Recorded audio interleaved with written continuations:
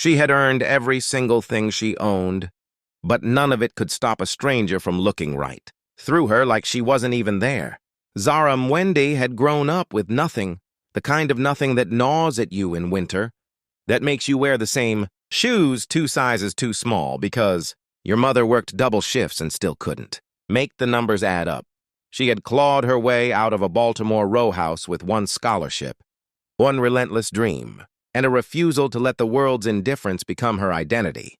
By 34, she ran one of the fastest-growing clean energy firms in the country, with a net worth that financial magazines like to print in bold. But on the morning of Flight 2247 from Atlanta to New York, none of that mattered to the woman in the blue cardigan. Zara had boarded early, the way first-class passengers always do.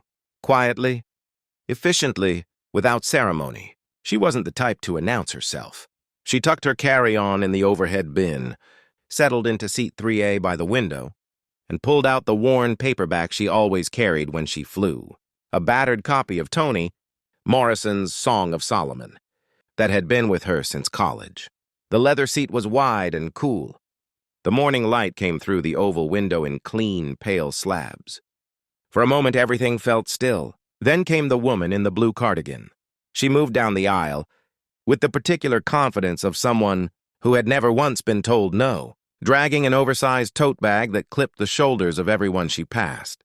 She stopped at row 3, glanced at Zara, then looked at the seat number on her boarding pass, then back at Zara, and something shifted in her expression.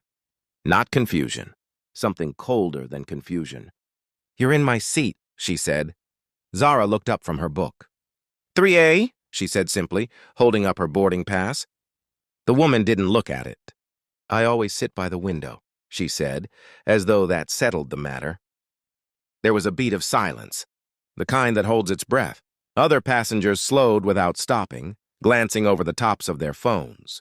A flight attendant 3 rows back tilted her head and started moving toward them. Zara recognized the moment for exactly what it was. A test she hadn't asked to take. A performance she refused to give. She felt the old familiar heat rise in her chest. The kind that had once turned her into someone sharp and quick to defend. But she was not that girl anymore. Or rather, she was more than that girl. She closed her book. She looked at the woman, really looked at her, past the entitlement, past the brittle set of her jaw, and saw something she recognized. Fear, not of Zara. Something older, something the woman carried, with her everywhere and probably didn't even have a name for. "Take it," Zara said quietly. The woman blinked. "Excuse me?" "The window seat. Take it." Zara stood, smoothed her blazer, and moved 1 seat over to 3B without another word. The flight attendant arrived, flustered, ready to intervene. Zara caught her eye and gave the smallest shake of her head. Let it go. The woman in the blue cardigan sat down without a thank you, without acknowledgement of any kind, and busied herself arranging her tote bag like nothing had happened, like Zara had simply disappeared. They were 40 minutes into boarding when the announcement came. The captain's voice crackled over the intercom, calm, practiced, but carrying something beneath it that made everyone go quiet. There was a mechanical issue, not a minor one. They would be deplaning immediately. All passengers were to gather their belongings and proceed back into the terminal. Maintenance crews were already on their way. What the passengers didn't know yet, what only the crew and a handful of people in the terminal would piece together over the next several hours, was that the issue was catastrophic. A hairline fracture in a critical hydraulic component, the kind that doesn't announce itself until it's too late. The kind that investigators in another world would have been reconstructing from a field in rural New Jersey. The flight was grounded, not delayed. Grounded for 3 days, rerouted, the plane pulled entirely from service. People were frustrated. They crowded the gate, voices rising, phones pressed to ears, rolling suitcases cutting through the carpet in every direction. The woman in the blue cardigan was one of the loudest, demanding compensation, demanding answers, waving her boarding pass at a gate agent who looked barely old enough to vote. Zara sat on a bench near the window, her Morrison novel open in her lap, watching the plane sit motionless on the tarmac. She wasn't thinking about the seat. She wasn't thinking about the woman. She was thinking about how thin the line, always was. Between the ordinary moment and the one that changes everything. How you never really know which Tuesday is the last one. A small voice beside her said, "Are you sad?"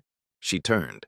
A little girl, maybe 6 years old, with 2 uneven braids and a backpack shaped like a ladybug, was watching her with enormous brown eyes. "No, baby," Zara said. "Just thinking." The girl climbed up onto the bench beside her, uninvited in the way only children can. "My grandma says thinking is just praying with your eyes open." Zara laughed, a real laugh, sudden and full. "Your grandma sounds like she's something else." "She's the best person in the whole world," the girl said, with absolute certainty. They sat together for a while, the woman who had built an empire, and the little girl who didn't know anything about that, watching planes move slowly across the gray Atlanta sky. After a time, the girl's mother rushed over, apologizing breathlessly. Zara waved her off. "She's fine. She's wonderful, actually."